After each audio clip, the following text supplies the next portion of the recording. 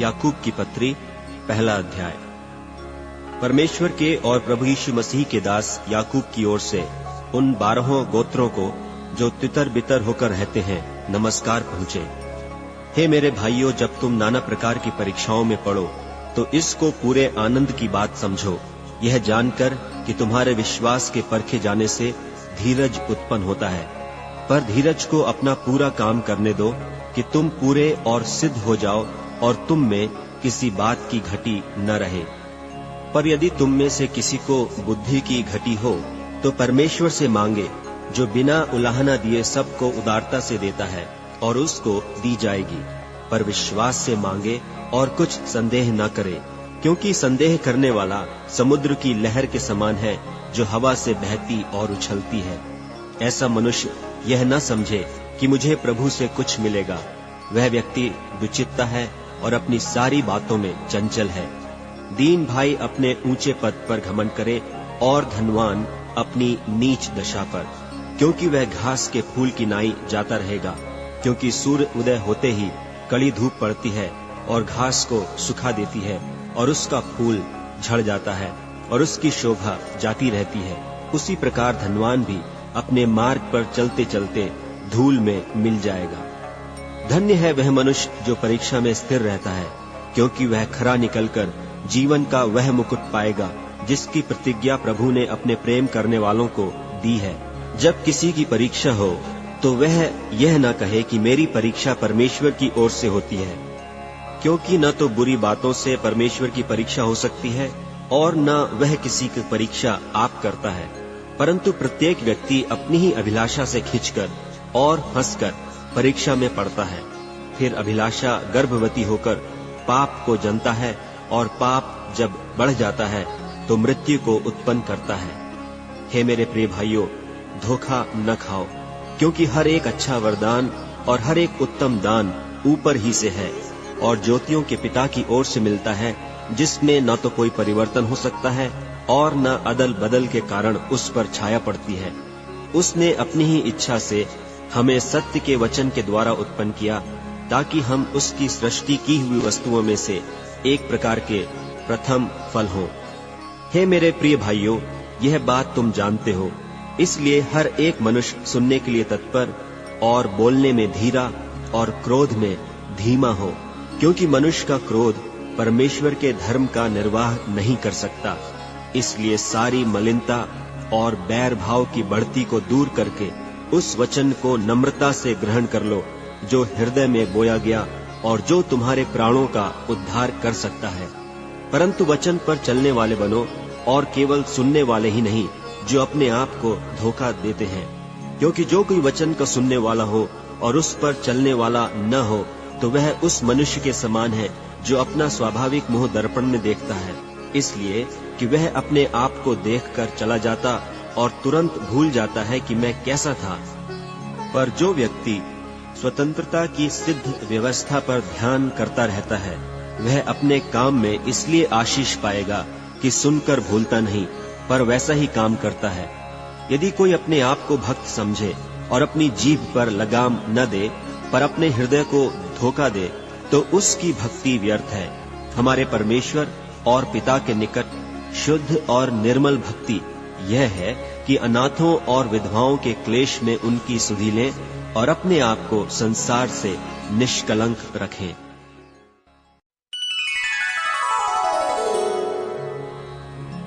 याकूब की पत्री, दूसरा अध्याय। हे मेरे भाइयों, हमारे महिमा युक्त प्रभु यीशु मसीह का विश्वास तुम में पक्षपात के साथ न हो, क्योंकि यदि एक पुरुष सोने के छल्ले और सुंदर वस्त्र पहने हुए तुम्हारी सभा में आए और एक कंगाल भी मैले कुचैले कपड़े पहने हुए आए और तुम उस सुंदर वस्त्र वाले का मुंह देखकर कहो कि तू वहां अच्छी जगह बैठ, और उस कंगाल से कहो कि तू यहाँ खड़ा रह या मेरे पांवों की पीढ़ी के पास बैठ, तो क्या तुमने आपस में भेदभाव न किया और कुविचार से न्याय करने वाले न ठहरे? हे मेरे प्रिय भाइयों, सुनो, क्या परमेश्वर ने इस जगत के कंगालों को नहीं चुना कि विश्वास में धनी और उस राज्य के अधिकारी हों जिसकी प्रतिज्ञा उसने उनसे की है जो उससे प्रेम रखते हैं? पर तुमने उस कंगाल का अपमान किया। क्या धनी लोग तुम पर अत्याचार नहीं करते? और क्या वे ही तुम्हें कचहरियों में घसीट घसीट कर नहीं ले जाते? क्या वे उस उत्तम नाम की निंदा नहीं करते जिसके तुम कहलाए जाते हो? तो भी यदि तुम पवित्र शास्त्र के इस वचन के अनुसार कि तू अपने पड़ोसी से अपने समान प्रेम रख, सचमुच उस राज्य व्यवस्था को पूरी करते हो तो अच्छा ही करते हो। पर यदि तुम पक्षपात करते हो तो पाप करते हो और व्यवस्था तुम्हें अपराधी ठहराती है। क्योंकि जो कोई सारी व्यवस्था का पालन करता है परंतु एक ही बात में चूक जाए तो वह सब बातों में दोषी ठहरा। इसलिए कि जिसने यह कहा कि तू व्यभिचार न करना, उसी ने यह भी कहा कि तू हत्या न करना। इसलिए यदि तूने व्यभिचार तो नहीं किया पर हत्या की, तो भी तू व्यवस्था का उल्लंघन करने वाला ठहरा। तुम उन लोगों की नाई वचन बोलो और काम भी करो जिनका न्याय स्वतंत्रता की व्यवस्था के अनुसार होगा, क्योंकि जिसने दया नहीं की उसका न्याय बिना दया के होगा। दया न्याय पर जयवंत होती है। हे मेरे भाइयों, यदि कोई कहे कि मुझे विश्वास है पर वह कर्म न करता हो तो उससे क्या लाभ? क्या ऐसा विश्वास कभी उसका उद्धार कर सकता है? यदि कोई भाई या बहन नंगे उघाड़े हो और उन्हें प्रतिदिन भोजन की घटी हो और तुम में से कोई उनसे कहे कुशल से जाओ, तुम गर्म रहो और तृप्त रहो, पर जो वस्तुएं देह के लिए आवश्यक हैं वह उन्हें न दे तो क्या लाभ? वैसे ही विश्वास भी यदि कर्म सहित न हो तो अपने स्वभाव में मरा हुआ है। वरन कोई कह सकता है कि तुझे विश्वास है और मैं कर्म करता हूँ, तू अपना विश्वास मुझे कर्म बिना तो दिखा और मैं अपना विश्वास अपने कर्मों के द्वारा तुझे दिखाऊंगा। तुझे विश्वास है कि एक ही परमेश्वर है, तू अच्छा करता है। दुष्ट आत्मा भी विश्वास रखते और थरथराते हैं। पर हे निकम्मे मनुष्य, क्या तू यह भी नहीं जानता कि कर्म बिना विश्वास व्यर्थ है? जब हमारे पिता इब्राहिम ने अपने पुत्र इसहाक को वेदी पर चढ़ाया तो क्या वह कर्मों से धार्मिक न ठहरा था? सो तूने देख लिया कि विश्वास ने उसके कामों के साथ मिलकर प्रभाव डाला है और कर्मों से विश्वास सिद्ध हुआ। और पवित्र शास्त्र का यह वचन पूरा हुआ कि इब्राहिम ने परमेश्वर की प्रतीति की और यह उसके लिए धर्म गिना गया और वह परमेश्वर का मित्र कहलाया।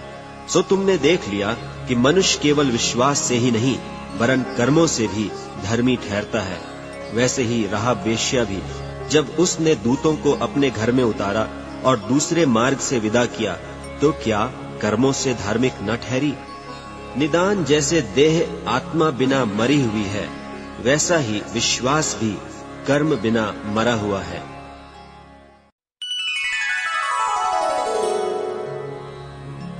याकूब की पत्री 3 अध्याय। हे मेरे भाइयों, तुम में से बहुत उपदेशक न बने, क्योंकि जानते हो कि हम उपदेशक और भी दोषी ठहरेंगे, इसलिए कि हम सब बहुत बार चूक जाते हैं। जो कोई वचन में नहीं चूकता वही तो सिद्ध मनुष्य है और सारी देह पर भी लगाम लगा सकता है। जब हम अपने वश में करने के लिए घोड़ों के मुंह में लगाम लगाते हैं तो हम उनकी सारी देह को भी फेर सकते हैं। देखो, जहाज भी यद्यपि ऐसे बड़े होते हैं और प्रचंड वायु से चलाए जाते हैं तो भी एक छोटी सी पतवार के द्वारा मांझी की इच्छा के अनुसार घुमाए जाते हैं। वैसे ही जीभ भी एक छोटा सा अंग है और बड़ी बड़ी डींगे मारती है। देखो, थोड़ी सी आग से कितने बड़े वन में आग लग जाती है। जीभ भी एक आग है। जीभ हमारे अंगों में अधर्म का एक लोक है और सारी देह पर कलंक लगाती है और भवचक्र में आग लगा देती है और नरक कुंड की आग से जलती रहती है। क्योंकि हर प्रकार के वन पशु, पक्षी और रेंगने वाले जंतु और जलचर तो मनुष्य जाति के वश में हो सकते हैं और हो भी गए हैं, पर जीभ को मनुष्यों में से कोई वश में नहीं कर सकता। वह एक ऐसी बला है जो कभी रुकती ही नहीं। वह प्राण नाशक विष से भरी हुई है। इसी से हम प्रभु और पिता की स्तुति करते हैं और इसी से मनुष्यों को जो परमेश्वर के स्वरूप में उत्पन्न हुए हैं श्राप देते हैं। एक ही मुंह से धन्यवाद और श्राप दोनों निकलते हैं। हे मेरे भाइयों, ऐसा नहीं होना चाहिए। क्या सोते के एक ही मुंह से मीठा और खारा जल दोनों निकलता है? हे मेरे भाइयों, क्या अंजीर के पेड़ में जैतून या दाख की लता में अंजीर लग सकते हैं? वैसे ही खारे सोते से मीठा पानी नहीं निकल सकता। तुम में ज्ञानवान और समझदार कौन है? जो ऐसा हो वह अपने कामों को अच्छे चाल चलन से उस नम्रता सहित प्रकट करे जो ज्ञान से उत्पन्न होती है। पर यदि तुम अपने अपने मन में कड़वी डाह और विरोध रखते हो तो सत्य के विरोध में घमंड न करना और न तो झूठ बोलना। यह ज्ञान वह नहीं जो ऊपर से उतरता है, वरन सांसारिक और शारीरिक और शैतानी है। इसलिए कि जहाँ डाह और विरोध होता है वहाँ बखेड़ा और हर प्रकार का दुष्कर्म भी होता है। पर जो ज्ञान ऊपर से आता है वह पहले तो पवित्र होता है, फिर मिलनसार, कोमल और नदभाव और दया और अच्छे फलों से लदा हुआ और पक्षपात और कपट रहित होता है, और मिलाप करने वालों के लिए धार्मिकता का फल मेल मिलाप के साथ बोया जाता है।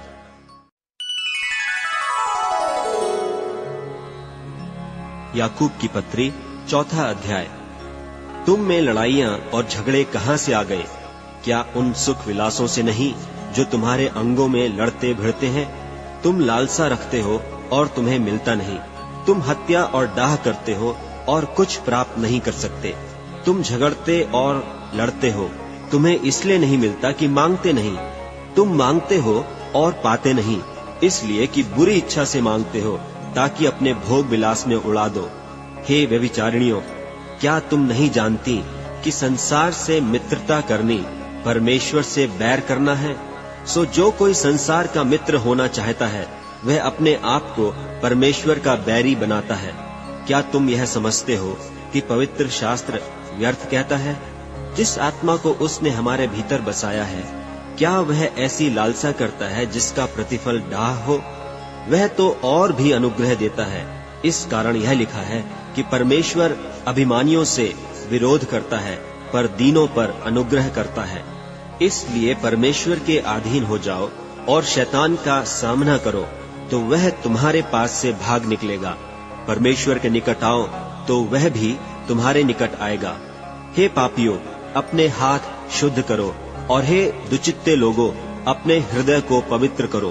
दुखी हो और शोक करो और रो। तुम्हारी हंसी शोक से और तुम्हारा आनंद उदासी से बदल जाए।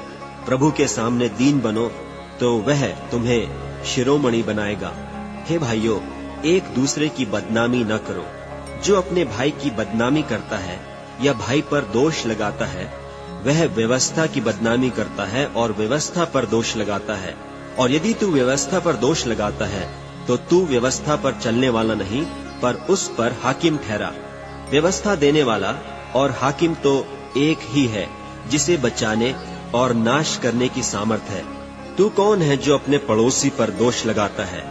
तुम जो यह कहते हो कि आज या कल हम किसी और नगर में जाकर वहां 1 वर्ष बिताएंगे और व्यापार करके लाभ उठाएंगे, और यह नहीं जानते कि कल क्या होगा।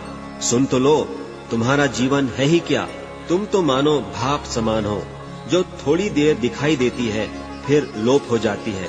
इसके विपरीत तुम्हें यह कहना चाहिए कि यदि प्रभु चाहे तो हम जीवित रहेंगे और यह या वह काम भी करेंगे। पर अब तुम अपनी डींग पर घमंड करते हो। ऐसा सब घमंड बुरा होता है। इसलिए जो कोई भलाई करना जानता है और नहीं करता, उसके लिए यह पाप है।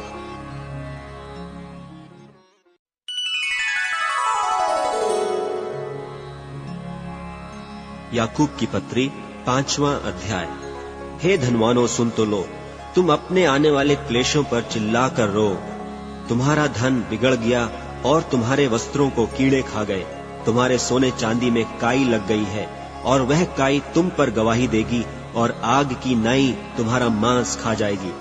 तुमने अंतिम युग में धन बटोरा है। देखो, जिन मजदूरों ने तुम्हारे खेत काटे, उनकी वह मजदूरी तो तुमने धोखा देकर रख ली है। चिल्ला रही है और लमने वालों की दोहाई सेनाओं के प्रभु के कानों तक पहुंच गई है।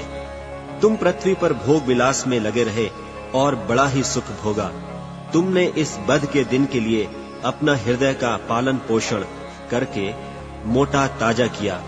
तुमने धर्मी को दोषी ठहराकर मार डाला, वह तुम्हारा सामना नहीं करता।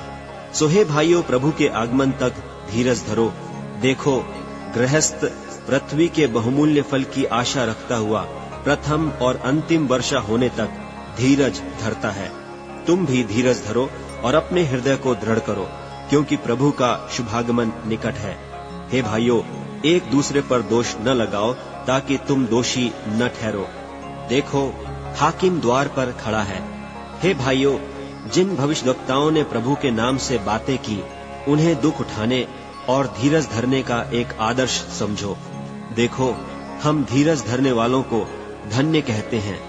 तुमने अय्यूब के धीरज के विषय में तो सुना ही है, और प्रभु की ओर से जो उसका प्रतिफल हुआ उसे भी जान लिया है, जिससे प्रभु की अत्यंत करुणा और दया प्रकट होती है। पर हे भाइयों, सबसे श्रेष्ठ बात यह है कि शपथ न खाना, न स्वर्ग की, न पृथ्वी की, न किसी और वस्तु की, पर तुम्हारी बातचीत हाँ की हाँ और नहीं की नहीं हो, कि तुम दंड के योग्य न ठहरो। यदि तुम में कोई दुखी हो तो वह प्रार्थना करे, यदि आनंदित हो तो वह स्तुति के भजन गाए। यदि तुम में कोई रोगी हो तो कलीसिया के प्राचीनों को बुलाए, और वे प्रभु के नाम से उस पर तेल मलकर उसके लिए प्रार्थना करें, और विश्वास की प्रार्थना के द्वारा रोगी बच जाएगा और प्रभु उसको उठाकर खड़ा करेगा। और यदि उसने पाप भी किए हों तो उनकी भी क्षमा हो जाएगी। इसलिए तुम आपस में एक दूसरे के सामने अपने अपने पापों को मान लो और एक दूसरे के लिए प्रार्थना करो, जिससे चंगे हो जाओ। धर्मी जन की प्रार्थना के प्रभाव से बहुत कुछ हो सकता है। एलिय्याह भी तो हमारे समान दुख सुख भोगी मनुष्य था, और उसने गिड़गिड़ाकर प्रार्थना की कि मेह न बरसे, और 3.5 वर्ष तक भूमि पर मेह नहीं बरसा। फिर उसने प्रार्थना की तो आकाश से वर्षा हुई और भूमि फलवंत हुई। हे मेरे भाइयों, यदि तुम में कोई सत्य के मार्ग से भटक जाए और कोई उसको फेर लाए, तो वह यह जान ले कि जो कोई किसी भटके हुए पापी को फेर लाएगा